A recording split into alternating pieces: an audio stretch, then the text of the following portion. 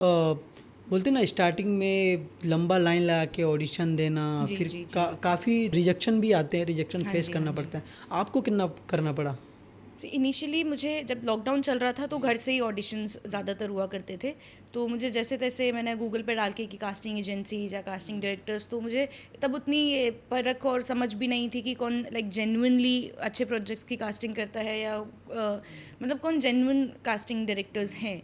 तो बस मैंने कुछ कॉन्टैक्ट्स निकाले सबको, अपने जो भी मेरे पास फ़ोटोज़ थे उससे पहले, क्योंकि आगरा में मैं मॉडलिंग भी करती थी लाइक फॉर कैटलॉग्स और फॉर डिज़ाइनर्स। तो जो मेरे पास वेस्टर्न आउटफिट, इंडियन आउटफिट्स, जो भी फ़ोटोज़ थे मैंने उनको भेजे और कुछ ऑडिशंस घर पे आए। तो उसमें से एटलीस्ट अगर मैंने 10 दिए होंगे एक महीने में, तो 10 में से 9 तो ऐसे ही गए।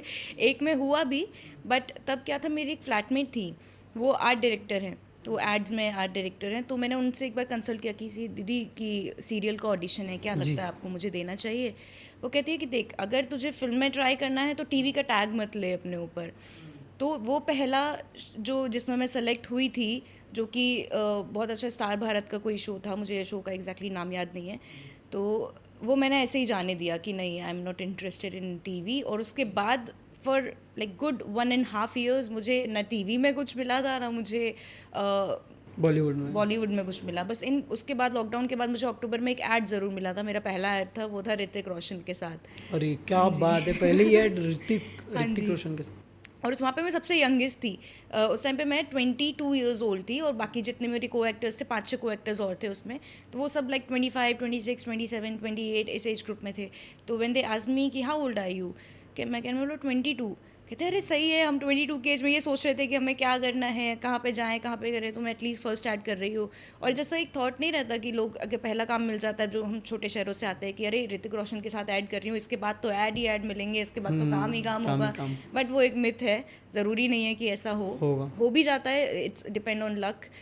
बट उसके बाद फिर से फॉर अ ईयर कोई काम नहीं था। तो फिर ये था कि घर से पैसे भी नहीं मांगने, क्योंकि उनकी मर्ज़ी नहीं थी मेरे यहाँ आने में, मेरा डिसीजन था। उनका ये था कि ठीक है जाओ, 2-3 महीने ट्राई करो, नहीं होता है तो आ जाओ। बट मेरा ये था कि जाऊंगी तो मैं ऐसे ही तो नहीं आऊँगी, लाइक खाली हाथ तो नहीं आऊँगी मैं वापस, एटलीस्ट कुछ तो पहचान बना के आऊँगी। तो कुछ ना कुछ शुरू करना था, समझ में नहीं आ रहा था क्या करूँ, क्या करूँ, क्या करूँ। तो मेरी जो फ्लैटमेट थी, जो आर्ट आर्ट डायरेक्टर है, मैंने उनको असिस्ट किया कुछ एड्स में, लाइक आर्ट डायरेक्शन में। फिर उसके बाद एक और किसी से कांटेक्ट मिला बैकग्राउंड डांसिंग का, जो फिल्म्स में होती थी। तो डांसर मैं मतलब बचपन से ही रही हूँ डांसिंग में, बहुत अच्छा। कमाल का डांस करती हो, रील देखता हूँ मैं। हाँ जी, थैंक यू।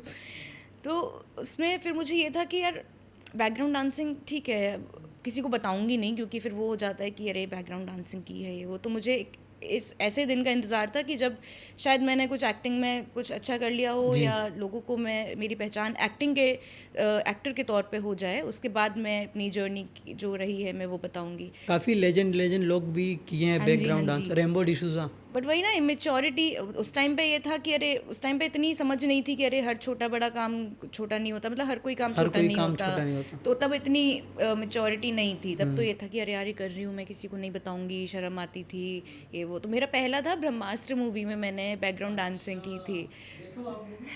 हाँ हाँ, देखिए ना मैंने, लेकिन जिस सॉन्ग में मैंने बैकग्राउंड डांसिंग की थी उसमें 300 डांसर्स थे, तो वहाँ तो तो दिखे ही पहचानना नहीं और आप। देखना मुश्किल ही है। और इसलिए मेरा प्लस पॉइंट भी था कि चलो अच्छा है, मैं दिखूंगी ही नहीं, पैसे का पैसा बन रहा है, और दिखूंगी भी नहीं तो किसी को पता भी नहीं चलेगा कि मैंने बैकग्राउंड डांसिंग की है। उसके बाद फिर कंटिन्यू, जब तक ऑडिशंस भी देती रहती थी बीच बीच में। जी। लेकिन फिर बीच में कुछ महीने ऐसे आए कि लाइक 3-4 महीने मैं घर से बाहर तक नहीं निकली हूँ। मैं अपने बेड पे रहती थी, मैं सिर्फ ठीक है नहाकर आ रही हूँ, कुछ खाने का मन कर खा रही हूँ, मैं सिर्फ अपने बेड पे थी, लाइक काइंड क्या ऑफ। रीज़न है?